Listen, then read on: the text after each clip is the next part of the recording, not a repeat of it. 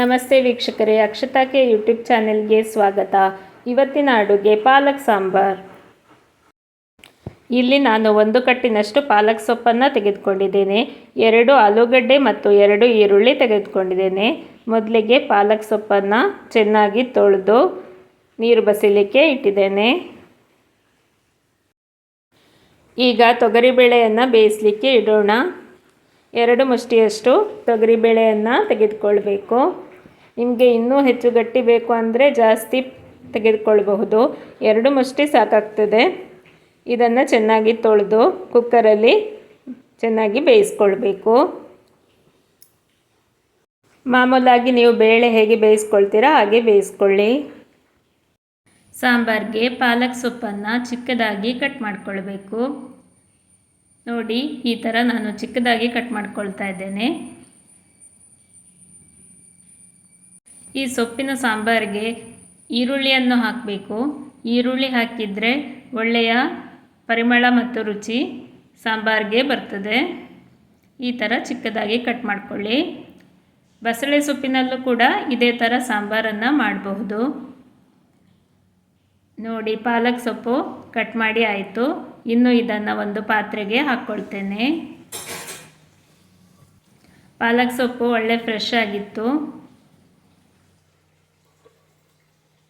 ಈಗ ಆಲೂಗಡ್ಡೆಯನ್ನು ಸಿಪ್ಪೆ ತೆಗೆದು ಕಟ್ ಮಾಡಿ ಹಾಕ್ಕೊಳ್ಬೇಕು. ಆಲೂಗಡ್ಡೆ ತಿನ್ನೋದಿಲ್ಲ ಅಂದರೆ ಅದನ್ನು ಸ್ಕಿಪ್ ಮಾಡ್ಬೋದು. ಹಾಕಿದರೆ ಕೂಡ ಒಳ್ಳೆ ರುಚಿ ಬರ್ತದೆ.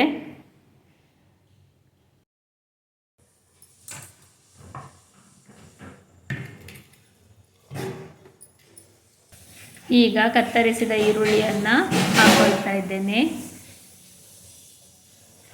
ಇನ್ನು ಇದಕ್ಕೆ ಸ್ವಲ್ಪ ನೀರು ಹಾಕಿ ಬೇಯಲಿಕ್ಕೆ ಇಡುವಂಥದ್ದು. ಈಗ ರುಚಿಗೆ ತಕ್ಕಷ್ಟು ಉಪ್ಪನ್ನು ಸೇರಿಸಬೇಕು. ಹೈ ಫ್ಲೇಮಲ್ಲಿ ಇರಲಿ.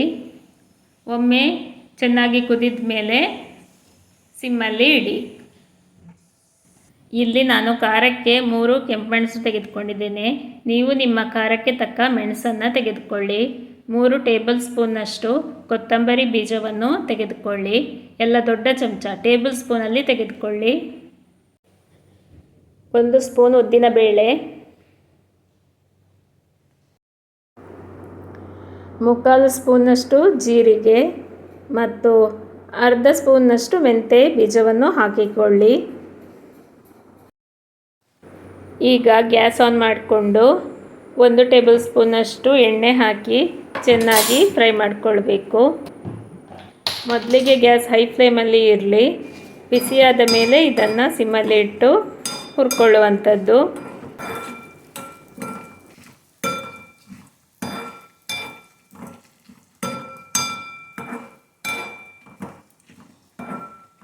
ಹೀಗೆ ಫ್ರೈ ಮಾಡ್ತಾ ಹೋಗಿ.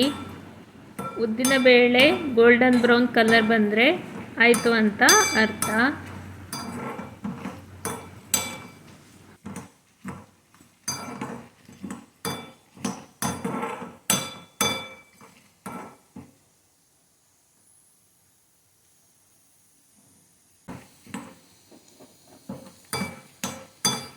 ಈಗ ಒಳ್ಳೆ ಬಿಸಿಯಾಗಿದೆ, ಹಾಗಾಗಿ ಗ್ಯಾಸನ್ನು ಸಿಮ್ಮಲ್ಲಿ ಇಟ್ಟು ಫ್ರೈ ಮಾಡ್ತಾ ಇರೋದು.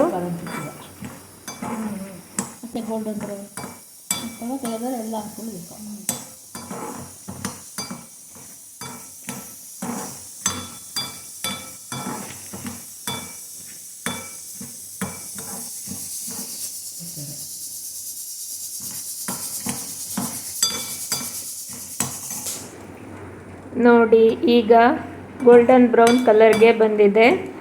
ಈಗ ಮಸಾಲೆ ಫ್ರೈ ಆಗಿದೆ ಎಂದು ಅರ್ಥ. ಗ್ಯಾಸನ್ನು ಆಫ್ ಮಾಡಿಕೊಳ್ಬಹುದು. ಕೊನೆಯಲ್ಲಿ ಇದಕ್ಕೆ ಸ್ವಲ್ಪ ಇಂಗು ಮತ್ತು ಅರಶಿನ ಪುಡಿಯನ್ನು ಸೇರಿಸ್ಕೊಳ್ಬೇಕು. ಇಂಗನ್ನು ಹಾಕ್ಕೊಂಡೆ. ಇನ್ನೂ ಸ್ವಲ್ಪ ಅರಶಿನ ಪುಡಿಯನ್ನು ಹಾಕ್ಕೊಳ್ಬೇಕು. ಇದು ಸ್ವಲ್ಪ ತಣಿಲಿ. ಈಗ ಪಾಲಕ್ ಸೊಪ್ಪು, ಆಲೂಗಡ್ಡೆ ಮತ್ತು ಈರುಳ್ಳಿ ಚೆನ್ನಾಗಿ ಬೆಂದಿದೆ.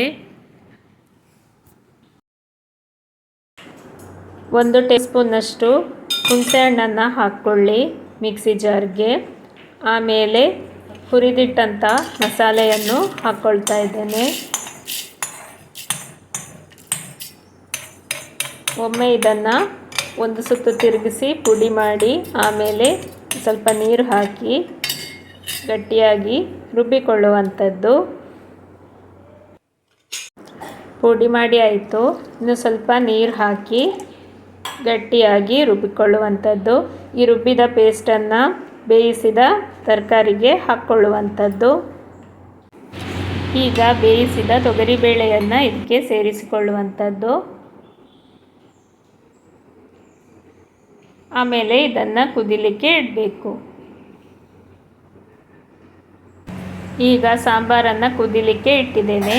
ಇದಕ್ಕೆ ರುಚಿಗೆ ಬೇಕಾದಷ್ಟು ಉಪ್ಪನ್ನು ಸೇರಿಸಿಕೊಳ್ಬೇಕು ಮತ್ತು ಸ್ವಲ್ಪ ಬೆಲ್ಲವನ್ನು ಸೇರಿಸಿಕೊಳ್ಬೇಕು. ನಿಮ್ಮ ರುಚಿಗೆ ತಕ್ಕ ಹಾಗೆ ಬೆಲ್ಲವನ್ನು ಹಾಕಿಕೊಳ್ಳಿ. ಕುದೀತಾ ಇದೆ ನೋಡಿ. ಸ್ವಲ್ಪ ಬೆಲ್ಲವನ್ನು ಹಾಕ್ಕೊಳ್ಬೇಕು. ನೀವು ನಿಮ್ಮ ಟೇಸ್ಟಿಗೆ ಹೇಗೆ ಸರಿ ಹೋಗುತ್ತದೆ ಹಾಗೆ ಹಾಕ್ಕೊಳ್ಳಿ. ಬೆಲ್ಲ ಹಾಕ್ಕೊಂಡಾಯಿತು. ಇನ್ನು ಚೆನ್ನಾಗಿ ಕುದೀಲಿ.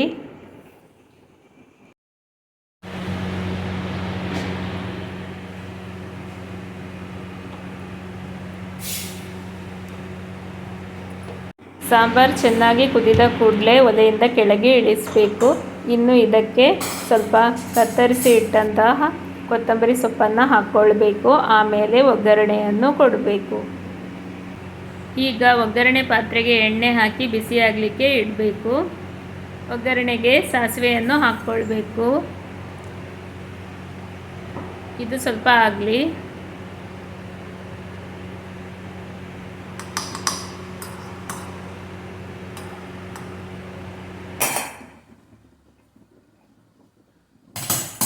ಒಗ್ಗರಣೆ ರಟ್ಟುವುದಕ್ಕೆ ಮುಚ್ಚಳ ಮುಚ್ಚಿ ಇಡ್ತಾ ಇರೋದು.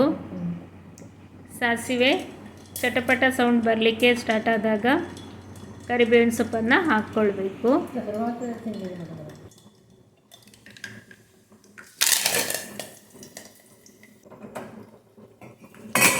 ಒಗ್ಗರಣೆ ಸಿದ್ಧವಾಗಿದೆ. ಇದನ್ನು ಸಾಂಬಾರಿಗೆ ಹಾಕ್ಕೊಂಡ್ರೆ ಆಯಿತು. ಒಗ್ಗರಣೆ ಹಾಕಿದ ಕೂಡಲೇ ಮುಚ್ಚಳ ಮುಚ್ಚಿ ಇಡಬೇಕು. ರುಚಿಯಾದ ಪಾಲಕ್ ಸಾಂಬಾರ್ ಸವಿಯಲು ಸಿದ್ಧವಾಗಿದೆ. ಈ ವಿಡಿಯೋ ನಿಮಗೆ ಇಷ್ಟವಾಗಿದ್ದಲ್ಲಿ ಅಕ್ಷತಾ ಕೆ ಯೂಟ್ಯೂಬ್ ಚಾನೆಲನ್ನು ಲೈಕ್, ಶೇರ್, ಸಬ್ಸ್ಕ್ರೈಬ್ ಮಾಡಿ. ಧನ್ಯವಾದಗಳು ಮತ್ತು ಎಲ್ಲರಿಗೂ ಶುಭ ದಿನ.